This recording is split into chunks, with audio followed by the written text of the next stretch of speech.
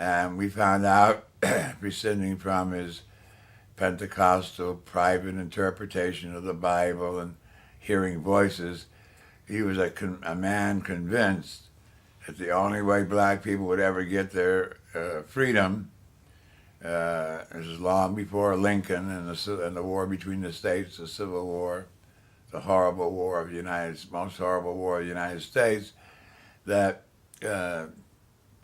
that you'd have to get the attention of the white people, and the only way to do it was by killing.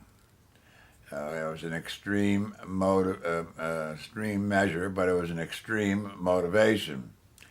So I read the whole story and did more research and said, taking into account his moral subjective conscience, he followed it, which is a Catholic principle. You must follow your conscience even when it's erroneous.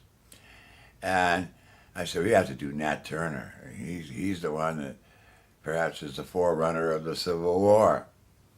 So the committee wasn't too receptive at first, but then after the visit to Cortland, and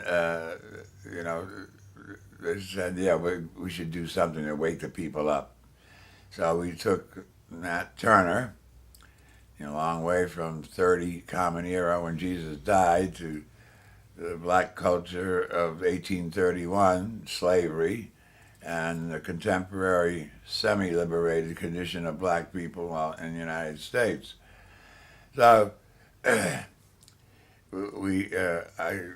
kept looking for a place to go so we could end up in front of the courthouse in Cortland and be on a real historical spot. And I finally got a Baptist preacher way out in Cortland to agree to let us use the backyard of his church. He had a big backyard there.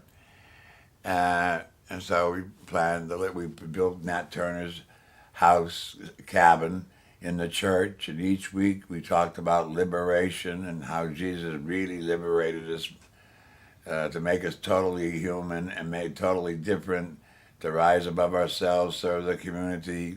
He liberated us from sin and all our not dark, I shouldn't use that word, but all our sinful tendencies, our weaknesses, etc., fit in perfectly with the Lenten theme of trying to reconvert yourself for the 6.5 weeks of Lent, as the Catholic Church has been doing since the 2nd century.